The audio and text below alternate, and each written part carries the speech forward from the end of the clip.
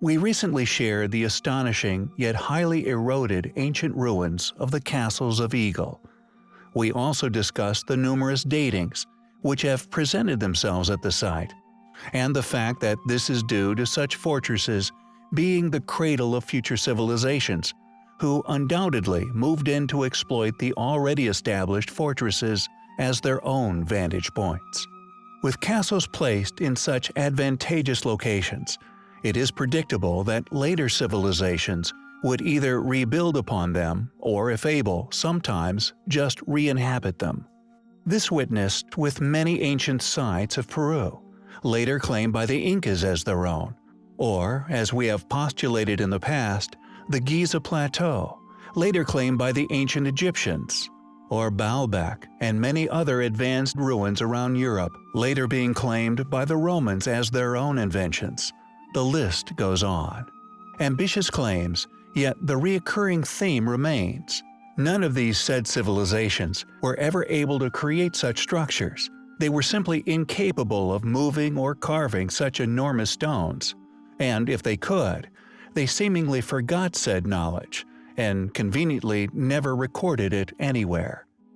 What happens when a site is located in a place set high within the clouds, at the top of a mountain, built using so much stone and mortar, constructed to such remarkable standards, it stuns all who lay eyes upon it even to this day? Is it merely ignored by academia? It seems that after exploring many of these said locations, we have found that they are instead regularly yet quietly studied in depth. However, the funded individuals who are given the pleasure of exploring them are only required to investigate a specific history, limited to a specific, already accepted timeline of events. Usually, that being the earliest, already accepted civilization, known to have inhabiting the area always become that of the site's builders. This, regardless of the clearly advanced stonework all around them, placed high atop a mountain above the clouds, that, like so many other sites we explore, is obviously indicative of lost knowledge. These funded individuals are required to merely ignore that which will not be accepted by their peers, shall we say encouraged, to pursue a particular criteria of historical events, regardless of whether this be complete or even true. If they do not, they risk losing their reputation, funding, and ultimately their career. Known as Takeda Castle, it is an ancient ruin of a once astonishing castle complex, and often referred to locally as the Machu Picchu of Japan, or the Castle in the Sky.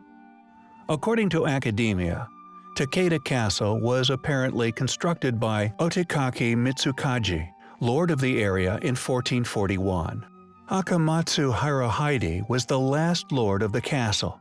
He fought on the side of Tokugawa Ieyasu at the Battle of Sekigahara in 1600. Although he served valiantly in the battle, he was accused of arson and, as a punishment, chose to commit seppuku, after which the castle was abandoned. A provocative supposed sequence of events, however, we feel rather limited and predictably spouted history. Not only is it staunchly based upon known written historical accounts, a rather safe and boring bet to place, but this also avoids having to present any compelling explanation for its construction. Who built Takeda Castle? Will we ever know?